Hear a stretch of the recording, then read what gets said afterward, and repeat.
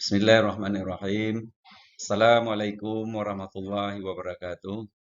Salam bahagia kita semua. Perkenalkan, saya Bustamam Ahmad. Kembali kita ke pelatihan pada agenda 2 kepemimpinan kinerja pada workshop pelatihan kepemimpinan administrator. Strategi pembelajaran secara blended learning. Data pribadi saya sesuai dengan slide yang tersedia. Terandes Bustamam, Magister Manajemen, Media Suara Ahli Media, BKPSDM Kabupaten PD, Aceh. Lahir 31 Desember 1965. Baik, dasar hukum pelatihan kepemimpinan kinerja itu berdasarkan Undang-Undang Nomor 5 Tahun 2014 tentang Aparatur Sipil Negara. Sedangkan peraturan pelaksanaannya ada pada Peraturan Pemerintah Nomor 11 Tahun 2017 tentang manajemen ASN, dan selanjutnya terdapat Peraturan Lembaga Administrasi Negara Nomor 5 Tahun 2022 tentang pelatihan struktur kepemimpinan. Juga terdapat Keputusan Kepala LAN Nomor 374 Tahun 2022 tentang kurikulum pelatihan struktural kepemimpinan.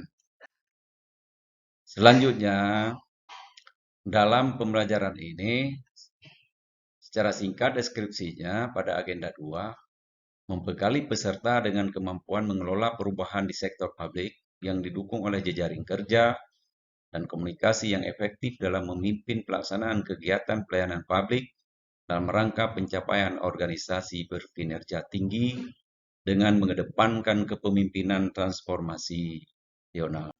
Selanjutnya, mata pelatihan dalam agenda ini terdiri dari 4 mata pelatihan, yaitu kepemimpinan transformasional, jejaring kerja, strategi komunikasi organisasi sektor publik, manajemen perubahan sektor publik, disajikan dengan sistem blended learning yang menggabungkan antara pembelajaran klasikal dan non-klasikal meliputi teknik pembelajaran, MOOC, e-learning, dan klasikal.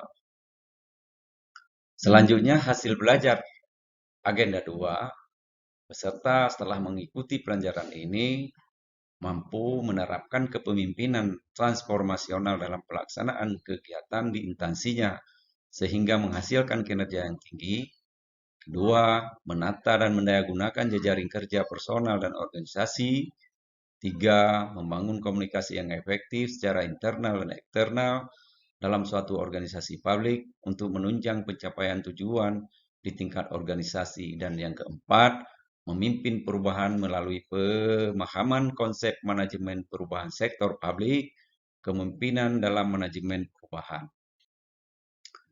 Sedangkan indikator hasil belajar pada agenda 2 dimaksud serta mampu menjelaskan konsep dasar kepemimpinan transformasional, menjelaskan konsep dasar coaching, melakukan simulasi dan refleksi kepemimpinan transformasional melalui coaching dan mentoring. Yang kedua, menjelaskan konsep jejaring kerja dan berjejaring kerja, network dan networking.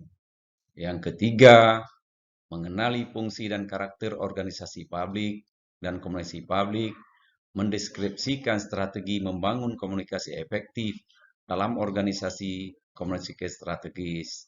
Keempat, menjelaskan konsep jejaring kerja, network dan networking, menjelaskan konsep analisis jejaring sosial untuk menganalisis jejaring kerja, menjelaskan konsep menata ulang jejaring kerja personal dan organisasi, dan menerapkan konsep pendayagunaan jejaring personal dan organisasi.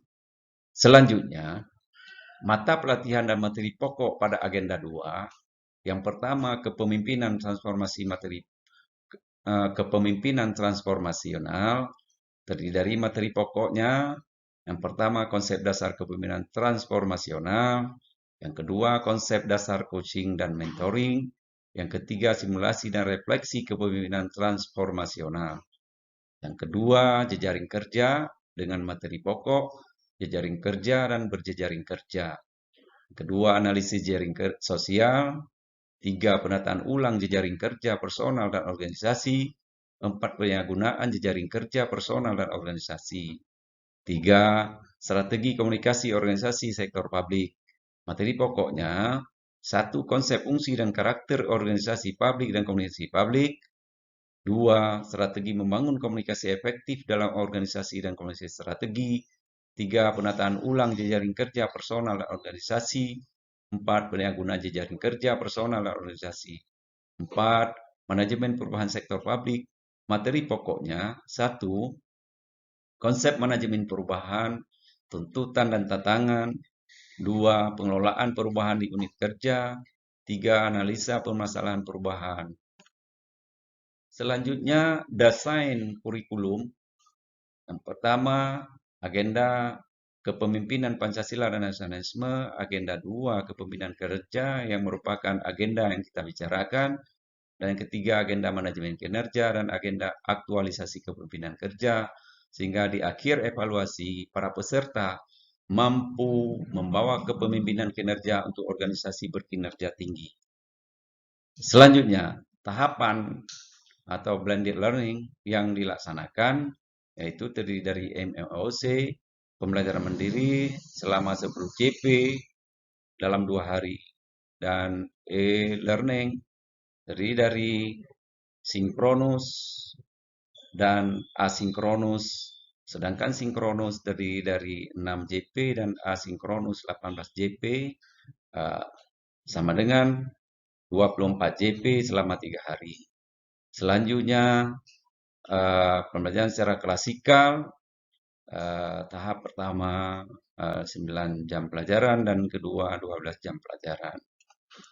Selanjutnya, MOOC, kegiatannya terdiri dari pembelajaran mandiri dan pembuatan esai isu-isu agenda 2 dalam bentuk makalah oleh peserta yang dilakukan, yaitu mempelajari modul, mempelajari bahan ajar, mempelajari bahan tayang, dan menonton video secara asinkronus. Alokasi yang tersedia 10 jam pembelajaran. Selanjutnya, e-learning, kegiatan yang pertama pembukaan, memberi salam kepada peserta, salam hangat dan pengenalan diri kepada peserta, menciptakan suasana yang kondusif, mengurai tujuan pembelajaran secara sinkronus dengan alokasi waktu 20 menit. Dan penyampaian isi memfasilitasi secara brainstorming, pendapat, curahan pendapat, dan pengalaman peserta mengenai isi modul agenda 2 yang telah baca pada tahapan MOOC, mengarahkan presentasi makalah tentang isu-isu dalam agenda 2 yang dibuat pada saat MOOC, pemberian penilaian umpan balik terhadap tugas pembuatan esai secara sinkronus dengan alokasi waktu 6 jam pembelajaran. Selanjutnya, secara klasikal, yang pertama pembukaan dan dilanjutkan dengan salam hangat dan pengenalan diri pada peserta dengan menciptakan suasana yang kondusif dalam ruang, menguraikan tujuan pembelajaran, dan menjelaskan pemberian studi kasus, bahan diskusi, bercerita, keteladanan, dan memutarkan video terkait dengan materi. Alokasi waktu 9 jam pembelajaran. Akhir dari pembelajaran kepemimpinan kinerja yaitu memberi soal dalam bentuk pertanyaan terkait kepemimpinan kinerja, penyelesaian studi kasus, kepemimpinan kinerja.